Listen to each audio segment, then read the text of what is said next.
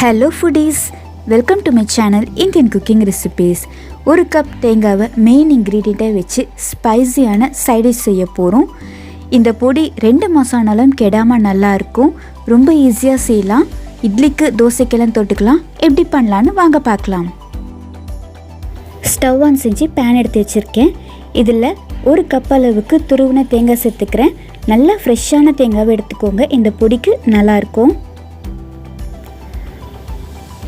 தேங்காய் சேர்த்ததுக்கப்புறமா நம்ம இதை ட்ரை ரோஸ்ட் பண்ண போகிறோம். மீடியம் ஃப்ளேமில் வச்சு நல்லா வதக்கணும். இந்த தேங்காயில் ஈரப்பதம் இருக்கும், அது போகிற அளவுக்கு மீடியம் ஃப்ளேமில் வச்சு நல்லா வறுத்துட்டே இருக்கணும். வறுக்க ஆரம்பித்த ஒரு 2 நிமிஷத்துலேயே உதிராக வர ஆரம்பிக்கும். இன்னும் 2-3 நிமிஷம் இதே மாதிரி வறுத்துட்டே இருந்தால் கலர் மாற ஆரம்பிக்கும். அது வரைக்கும் நம்ம கைவிடாமல் நான் வறுத்துக்கிட்டே இருக்கணும். 5 நிமிஷமாக வறுத்ததில் பார்த்திங்கன்னா இந்த தேங்காய் நல்லா உதிராக வர ஆரம்பிச்சிருக்கு. கலரும் பார்த்திங்கன்னா லைட்டாக ப்ரௌன் கலரில் வர ஆரம்பிச்சிருக்கு. இது கையில் எடுத்து பார்த்தாலும் உங்களுக்கு உதிராக நல்லா ஒரு கிறிஸ்பியான இதுவாக தெரியும். எண்ணெயும் பார்த்திங்கன்னா பிரிஞ்சு வர ஆரம்பிச்சிருக்கு. இந்த அளவுக்கு வறுத்ததுக்கப்புறமா ஒரு பிளேட்டுக்கு மாற்றிட்டு இப்போ பருப்பு வறுக்க ஆரம்பிச்சிடலாம். இந்த பேனில் 1 டீஸ்பூன் அளவுக்கு எண்ணெய் சேர்த்துடுறேன். 1 கப் தேங்காவுக்கு 1/4 கப் அளவுக்கு கடலைப்பருப்பு எந்த அளவு சேர்த்தமோ அதே 1/4 கப் அளவுக்கு உளுத்தம்பருப்பு சேர்த்துக்கிறேன். இந்த பொடியோட காரத்துக்காக 6 மிளகாய் சேர்த்துக்கிறேன்.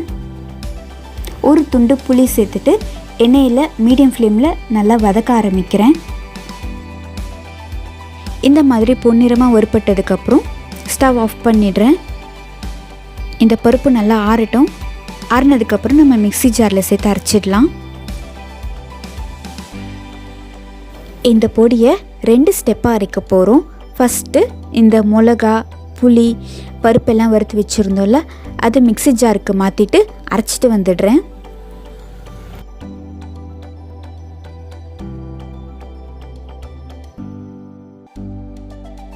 இந்த பருப்பு நல்லா அரைச்சாச்சு. இதோட நம்ம வறுத்து வச்சுருந்த தேங்காவை சேர்த்துடுறேன்.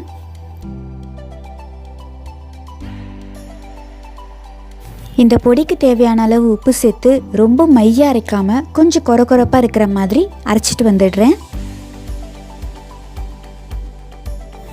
நாம் ரெடி பண்ண தேங்காய் பொடி ரெடி ஆகிடுச்சு. ரொம்ப மையாக இல்லாமல் இந்த மாதிரி கொரப்பாக அரைச்சிக்கோங்க, டேஸ்ட்டாக இருக்கும். இந்த பொடி நல்லா ஆறுனதுக்கப்புறமா ஏர்டைட் ஜாரில் போட்டு ஸ்டோர் பண்ணி வச்சுக்கோங்க. 2 மாதம் ஆனாலும் கேடாமல் நல்லாயிருக்கும். இது மாதிரி நிறைய டிஃப்ரெண்ட்டான டேஸ்டியான ரெசிபீஸை கண்டினியூஸாக பார்க்கணும்னு நினச்சிங்கன்னா மறக்காமல் என்னோடய சேனலை சப்ஸ்கிரைப் பண்ணி வச்சுக்கோங்க. தேங்க்ஸ் ஃபார் வாட்சிங்.